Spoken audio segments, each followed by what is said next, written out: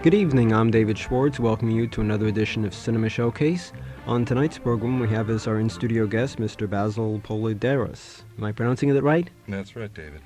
And you have just finished a brand new film score that has just opened a couple weeks ago for the music for the motion picture Conan the Barbarian. The soundtrack album just out also.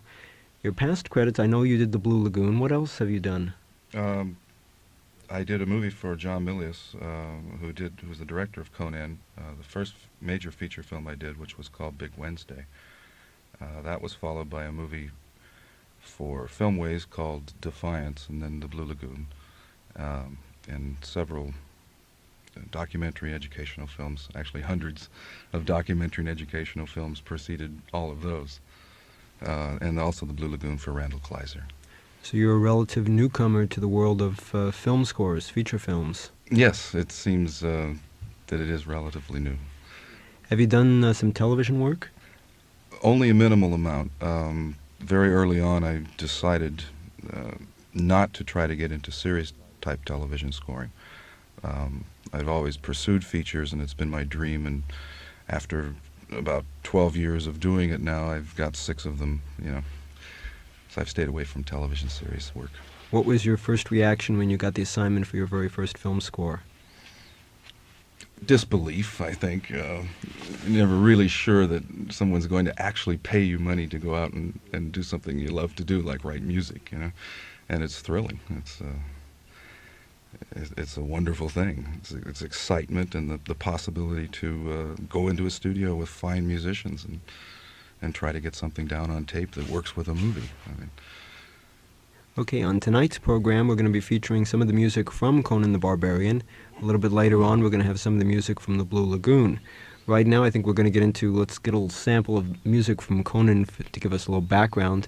Steve, in there on the other side, engineering tonight, let's hear a little sample of Conan.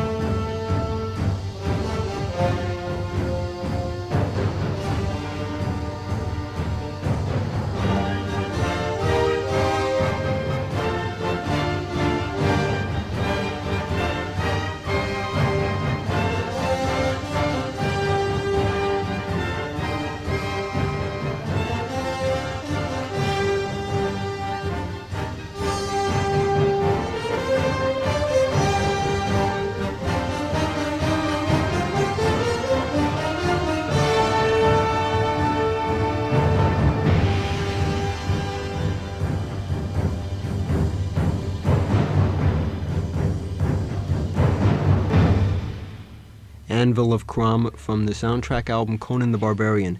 This is David Schwartz on Cinema Showcase with Basil Poledouris. We're listening to music and talking with Basil about Conan the Barbarian. What can you tell me about that opening selection we've just played, Anvil of Crom? Well, that's the very first thing, obviously, that you hear on the movie, and it plays over the main title sequence. So what's happening visually is that there's a huge sword is being forged in the fires of Conan's father's bellows, his smithy. He's a sword maker, and the intent of the cue here was to set up a feeling of mystery, one of power, and one that would have hopefully a high sense of mythology that would let the audience hopefully know that what they're about to see is going to take them on some kind of excursion into another world. Now, Conan stars Arnold Schwarzenegger, am I right? That's right. And Sandal Bergman, James Earl Jones. Who else am I leaving out? Jerry Lopez plays the part of Subutai the warrior. Max von Sydow plays the part of King Osric. And we'll have to look it up here. I think Valerie Quinessen plays the part of the princess, Max von Sydow's daughter. John Milius directed it? That's right. John wrote and directed the movie. What type of orchestra did you use for this score?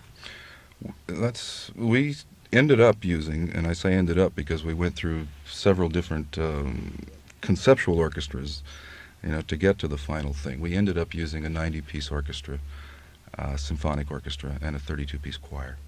Is this typical of most soundtracks? Actually, no. I think it's rather atypical. It's rare that a film needs the kind of beef, that you can get out of an orchestra of that size. I think directors like George Lucas and Steven Spielberg use large orchestras like this, but it's not that common in Hollywood these days. It was standard in the 50s and 40s, certainly. Was this score recorded in Hollywood? No. This score was recorded in Rome. Why Rome? There were several factors that influenced the final decision to go there. One of them was that since the movie was shot out of the country, the producers had the choice of going anywhere in the world they wished to record without getting in trouble union-wise or with the musicians. And I think to some extent the budget was a consideration. The movie also was a film for Dino De Laurentiis, and he's obviously done a lot of work in Rome, so he thought it would be possibly a natural place to take on an orchestra this large. Was this your first trip to Rome? Yes. What did you think of it? Of the city? Of the city. I didn't see it, unfortunately. I was stuck in a hotel room with a Rhodes 88 note electric piano and had headphones on so I wouldn't disturb the other guests and they would throw us out into the streets. Unfortunately, I didn't see Rome, but I had the great pleasure to take my wife and 2 daughters with me, and they saw quite a bit of it. Now, what are the differences of recording an American score in Rome than it is from recording it in Hollywood? Or maybe there is no difference.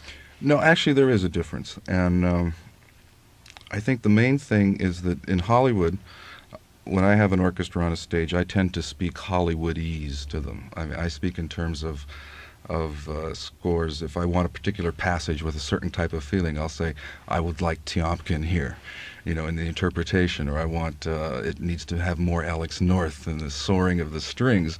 And the orchestras here know exactly what I'm talking about because so many of the musicians have played with all these great composers in the past. I found that when I was in Rome, and I don't know if it would be true in London. I think they probably tend to be more familiar with our composers here. But in Rome, I would have to speak more in the classical dialogue, in terms of classical composers, in terms of interpretation.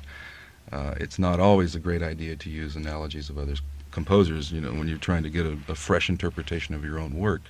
But sometimes in the interest of the time that you have to get something accomplished, you need to take shortcuts like that.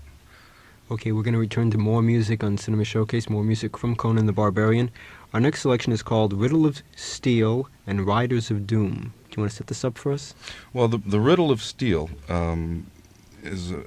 occurs over a piece of film in which Conan's father passes on to Conan the legend of the early giants that roamed the earth and forged great swords of steel. And he also passes on to Conan the intent that that the actual riddle of steel is the person that wields the steel and not the steel itself.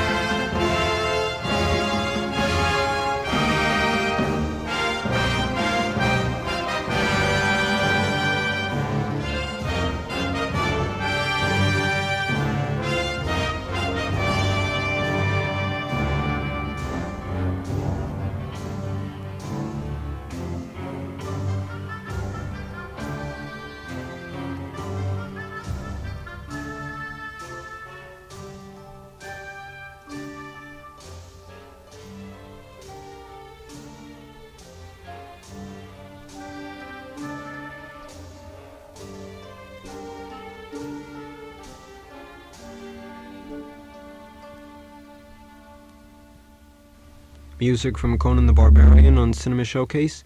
I'm David Schwartz with Basil Poledouris. You're listening to us on KCSN Northridge. We're listening to some of Basil's music for Conan tonight, and a little bit later on we've got some music from the Blue Lagoon. We're talking with him about some of the things he's done, in particular Conan the Barbarian.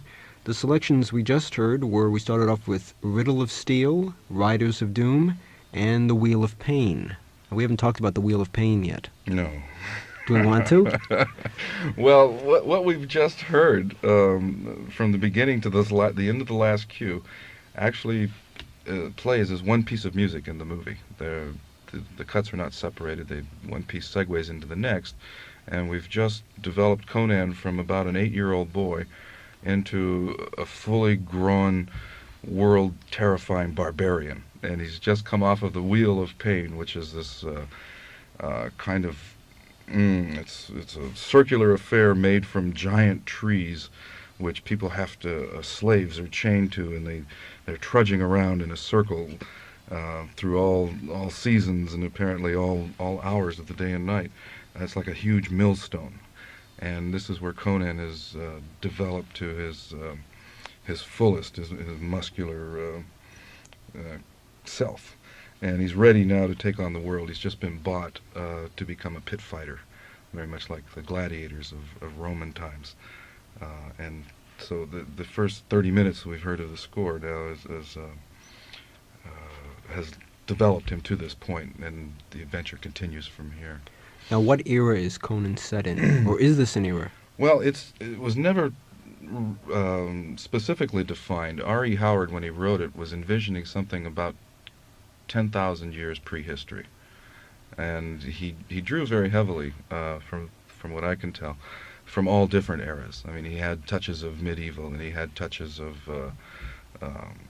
modern. He had touches, modern for him, I guess, being the 30s. He had touches of the Dark Ages and ancient times also. So it was kind of a world which incorporated known historical times, but created unto itself. Now, for a prehistory period, how do you determine what type of music would fit in that type of period? Well, John and I played with the idea of creating a sound. R.E. Howard makes reference to the Hyborian Age in most of his writings, and this is the time period in which Conan and his cohorts were supposed to have lived. And I fooled around with trying to come up with scales, devising new kinds of harmonic structures that we could call the Hyborian scales. And it just seemed that in this picture we knew we were going to need eventually around 2 hours of music, and that if we started getting in the way of the mythology of the movie by trying to create too much around it, that it might do just that, it would get in the way. So we opted to go with more of a traditional kind of large orchestra. It just became ultimately easier to use to advance the story, in our opinion.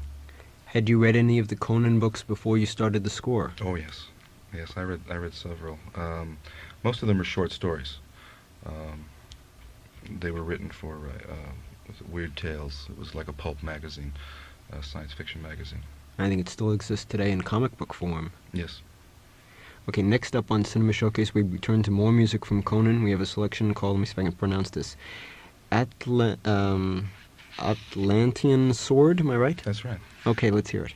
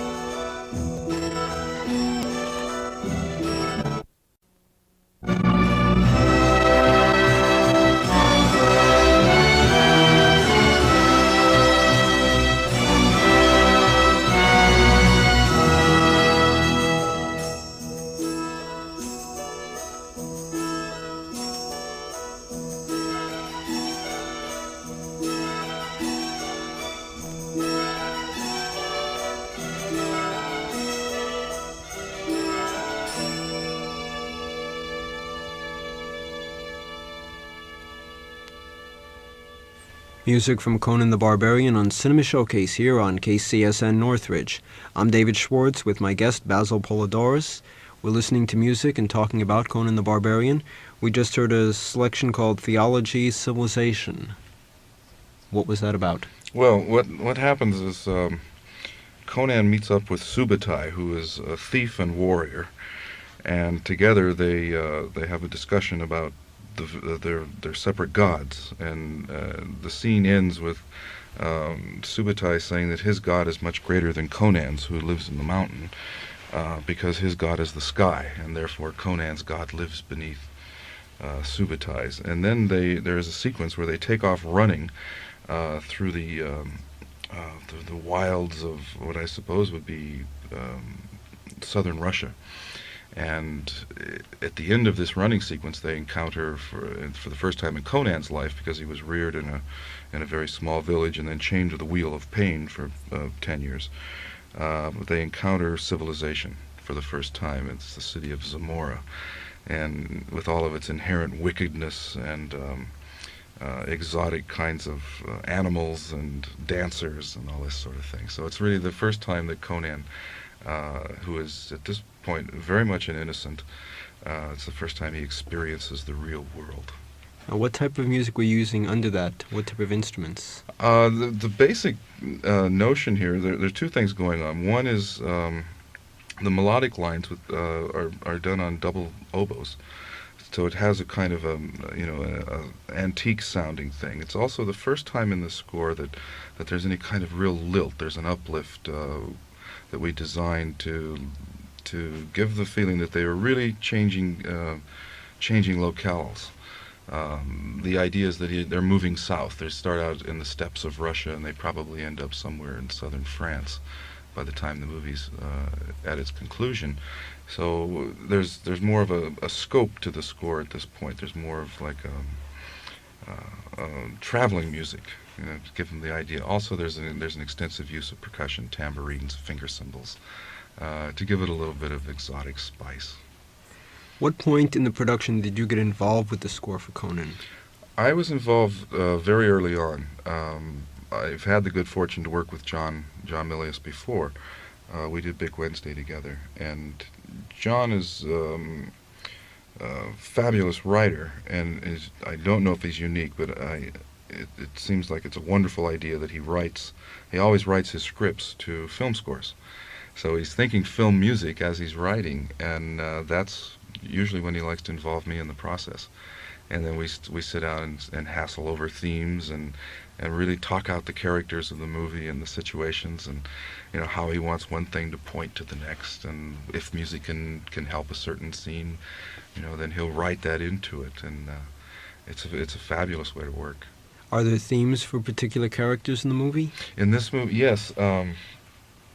The one we just heard is basically it becomes Conan and Subutai's theme of friendship. That's one of the major themes. It's not a major theme, it's a recurring theme that happens whenever they're in any kind of danger or together, having a good time.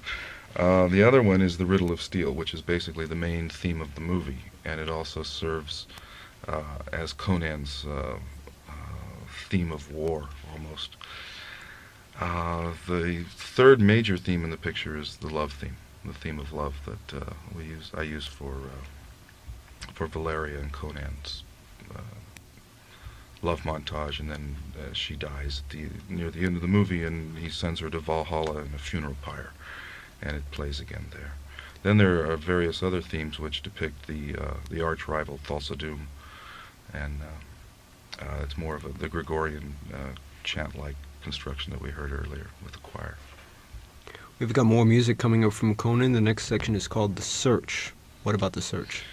The Search is after Conan has tasted the fruits of civilization and has gotten himself into some trouble, because at this point in the movie they've stolen a jewel from it's called the Eye of the Serpent, which belongs to Thulsa Doom, who is the snake god, who consequently or subsequently has murdered Conan's mother and father and decapitated her in front of young Conan's eyes.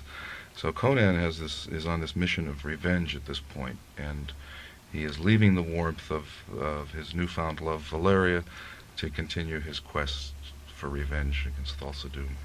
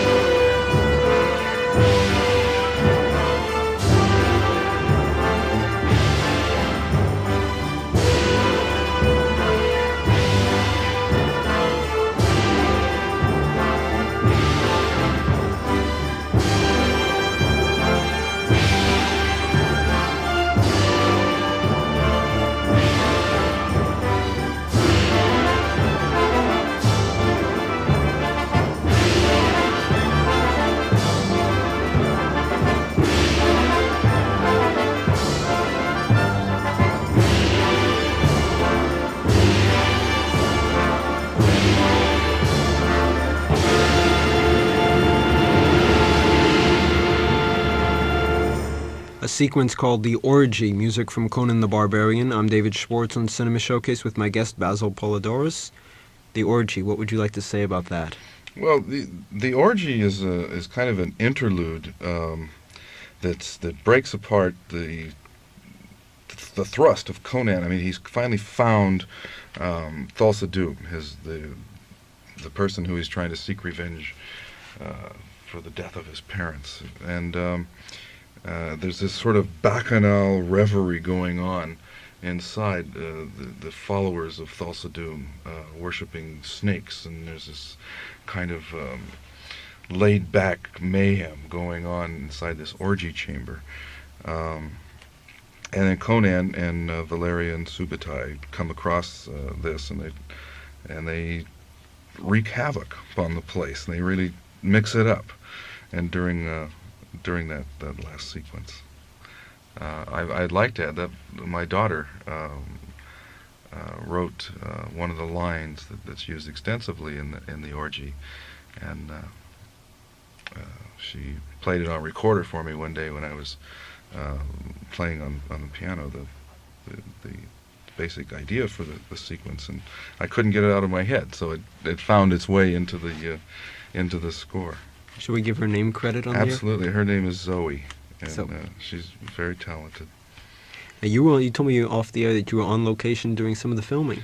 Yes, John thinks that it's important that the composer is actually on the set to absorb the atmosphere of the characters, of the kind of dynamic that's going into the making of the movie, because that's really kind of where the real magic takes place. I mean, you can bring a movie back from shooting and polish it and make it slick and do all those things, but if the spirit doesn't get magically transmitted from the people that are involved with it onto the film itself, then you really have nothing. And in this film, it certainly did get onto the film, and he thought it would be important that I was there to witness that and just be with the actors and be in the mood, because there was the shoot was a very difficult shoot. Apparently, they were in snow and they were in sandstorms, and there were costumes and they were freezing, and so there was this incredible kind of camaraderie that they really felt that they were fighting alien beings and worlds and things to get the movie made, and that feeling was all around, and he brought me over to Spain, and I kind of absorbed that, and it made me feel much closer to the project, and it also gave me another 4 months to think about it before he returned from Spain and started editing. Did you get a chance to appear in any part of the movie, maybe in one of those hooded robes? No, unfortunately, I wasn't there for the orgy. I was there for the funeral pyre, and I missed the orgy. I would like to have been in a hooded robe, yes. Well, good thing you mentioned Funeral Pyre, because that's our next selection we have coming up. You were going to tell me also there was another character you had forgot to mention. Yes, Mako, wonderful actor, plays the wizard, who narrates the movie. He's kind of set up as the chronicler of Conan throughout the entire film, and in this particular scene, Valeria has been killed by Thulsa Doom, and Conan and Subutai have built a funeral pyre, and the wizard kind of officiates her ascension to Valhalla.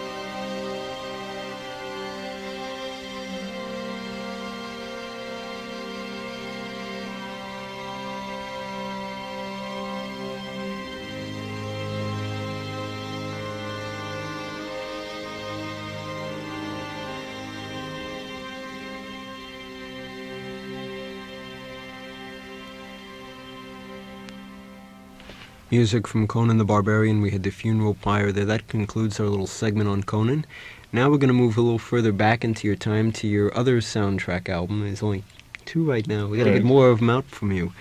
And this movie called The Blue Lagoon. What was your score for The Blue Lagoon?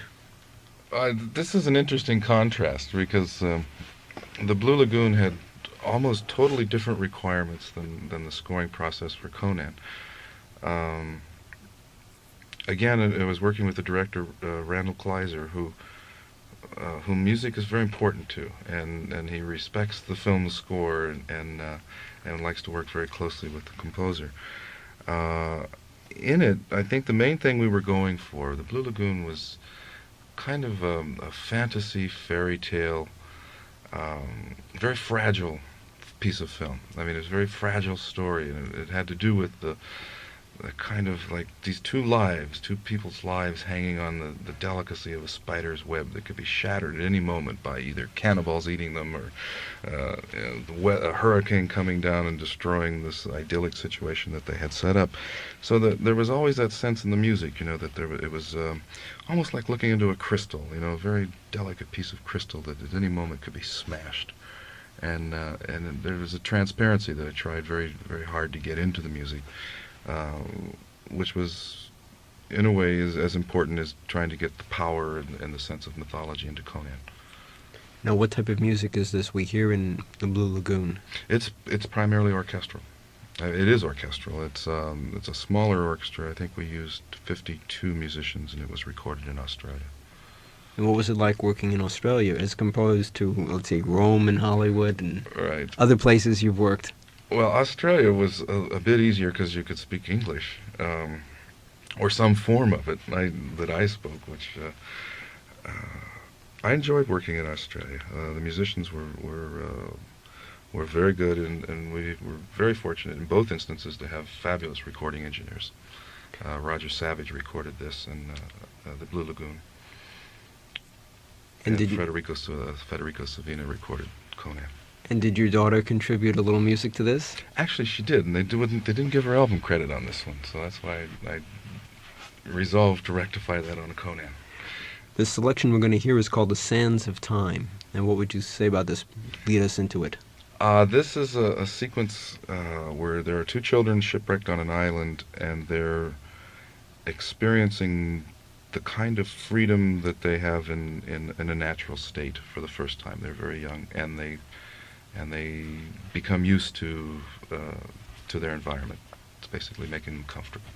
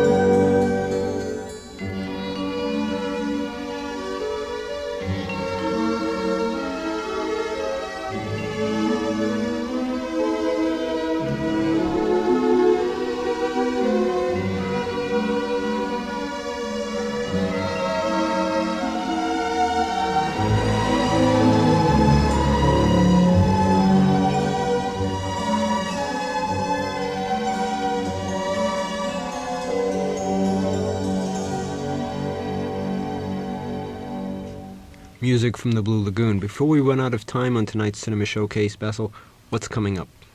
I'm working on a movie for Randall Kleiser, who was the director of the Blue Lagoon, called Summer Lovers, and it's basically about three young people on an island in Greece in modern day. And there's quite a bit of rock and roll, and there's electronic music, and it's totally different from either the Blue Lagoon or Conan. Thank you for coming by tonight. Come back again soon. Thank you very much. The pleasure's mine. And that about wraps up tonight's Cinema Showcase. I'm David Schwartz. We'll be back again next Thursday, right here on KCSN.